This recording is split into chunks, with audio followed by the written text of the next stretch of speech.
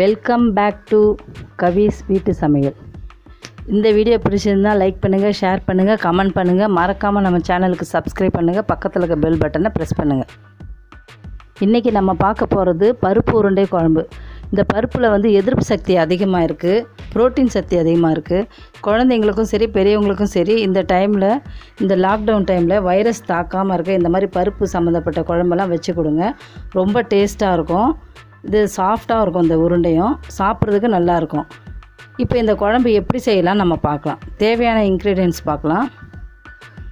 வெங்காயம் medium size 2 எடுத்து cut பண்ணி வச்சுருக்கேன். இஞ்சி பூண்டு கொஞ்சம் நச்சு வச்சுக்கோங்க, அரைக்க வேண்டாம். தேவையான அளவு கொத்தமல்லி, ஒரு பெரிய சைஸ் தக்காளி, பச்சை மிளகா 2 எடுத்துருக்கேன். ஒரு பச்சை மிளகா பொடியாக நறுக்கி வச்சுருக்கேன் கடலை மாவில் சேர்க்குறதுக்கு. தேங்காய் 1/2 கப்பு, மிளகாய்த்தூள் 3 ஸ்பூனு வீட்டு மிளகாய்த்தூள், புளி ஒரு மீடியம் சைஸ் எடுத்துக்கோங்க சின்னதாக. கடலைப்பருப்பு 200 கிராம் எடுத்துருக்கேன். இது இந்த மாதிரி ஊற வச்சு எடுத்துக்கோங்க. தாளிக்கிறதுக்கு கடுகு, சோம்பு 1 ஸ்பூன் எடுத்து கொஞ்சம் நச்சு வச்சுக்கோங்க. குழம்பு செய்கிறதுக்கு தேவையான அளவு எண்ணெய், உப்பு தேவையான அளவு, ஜீரகம் 1 ஸ்பூன், வெந்தயம் கொஞ்சம் தேவையான அளவு. இப்போ புளி இந்த மாதிரி நல்லா கரைச்சி திப்பி இல்லாமல் வச்சுக்கோங்க.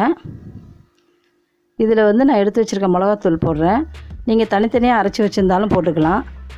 இது நான் டைரெக்டாக புளியில் கரைக்கிறேன். தேவையான அளவு உப்பு போட்டுக்குங்க.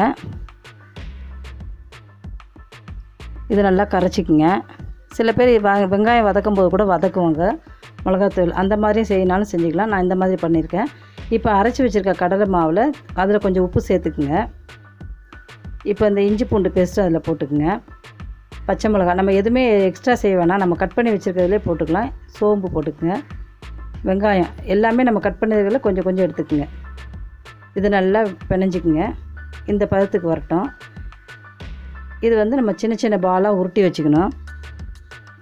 சில பேர் இந்த மாவு கரைஞ்சிரும், உருண்டை கரைஞ்சி போய்டுன்னு சொல்லிட்டு ஆவி கட்டுவாங்க. ஆவிலாம் கட்டினா ரொம்ப கட்டியாக இருக்கும், ஒரு டேஸ்ட் வராது. இது இந்த மாதிரி டைரெக்டாக உருட்டி வச்சு குழம்புல போட்டிங்கன்னா குழம்பு திக்காக இருக்கும், வாசனையாகவும் இருக்கும். ஒரு 10 நிமிஷம் பேன் காற்றுல வச்சா போதும். இப்போது கடாயை காஞ்சிருச்சு. எண்ணெய் ஊற்றிக்குங்க. குழம்புக்கு தேவையான அளவு எண்ணெய் ஊற்றுங்க. கடுகு போட்டுக்குங்க. கொஞ்சம் வெந்தயம். இது நல்லா பொரியட்டும். 2 பச்சை மிளகா போட்டுக்குங்க, கீரி போட்டுக்குங்க. கட் பண்ணி வச்சுருக்க வெங்காயம் போட்டு நல்லா வதக்குங்க. ரொம்ப கருவை விடாமல் நல்லா வதங்கணும். இப்போ அந்த தக்காளியை சேர்த்துக்குங்க.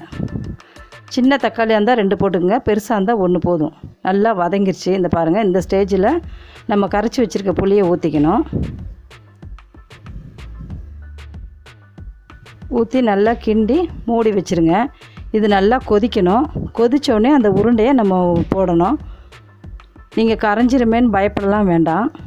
இப்போ ஸ்டவ்வை கொஞ்சம் ஸ்லோ பண்ணிக்கோங்க. இந்த உருண்டை பாருங்கள், இப்படி தள்ளி தள்ளி பக்கத்தில் நெருக்கி போடாமல் அப்படியே ரவுண்டாக போட்டுக்கிட்டே வாங்க. இது கரையெல்லாம் கரையாது. நிறைய பேர் கரைஞ்சிருன்னு சொல்லிட்டு தான் இட்லி கொப்பரையில் வச்சு ஆவி கட்டி போடுவாங்க. அந்த மாதிரிலாம் போட வேண்டாம். இது நல்லா கொஞ்சம் 10 நிமிஷம் கொதிக்கிட்டோம். இப்போ திறந்து பார்ப்போம். இது அரை வேக்காடு வெந்திருக்கும். இதில் நம்ம அரைச்சி வச்சுருக்க தேங்காயில் சீரகம் போட்டு அரைச்சி வச்சுக்கோங்க. இந்த ஸ்டேஜில் நம்ம தேங்காய் அரைச்சி வச்ச தேங்காய் ஊற்றுங்க.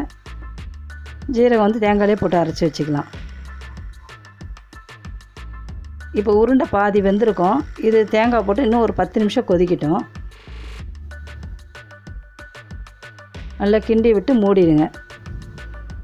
ஒரு 10 நிமிஷம் கழித்து நம்ம திறந்து பார்ப்போம். இப்போ பாருங்கள், குழம்பு நல்லா வெந்துருச்சு. நல்லா திக்கு வந்துருச்சு பாருங்கள். குழம்பு நல்லா டேஸ்ட்டாகவும் இருக்கும், மணமாக இருக்கும். இந்த மாதிரி நீங்கள் செஞ்சு கொடுத்தீங்கன்னா குழந்தைங்களும் டேஸ்ட்டாக சாப்பிட. அந்த உருண்டையே உங்களுக்கு வடை மாதிரி நல்லா வடையை விட டேஸ்ட்டாக இருக்கும் சாப்பிட்றதுக்கு.